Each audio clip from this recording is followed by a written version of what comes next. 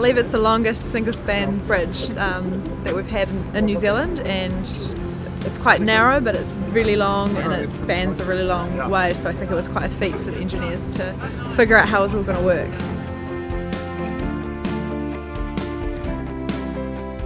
Yeah, it's been great working with Jeremy and Richard at Emmets. It's nice to be working directly with the people who own the company. There's a real personal touch to that. So we're just over 100 metres through the launch now. It's all gone very smoothly. All to plan. We've been monitoring the deflections here and it's all as expected, so couldn't ask for more. 1.6.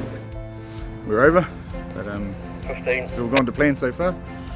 Yeah, these sorts of jobs don't come along very often, so it's a pleasure to be involved with something like this, and almost once in a career opportunity, a bridge like this.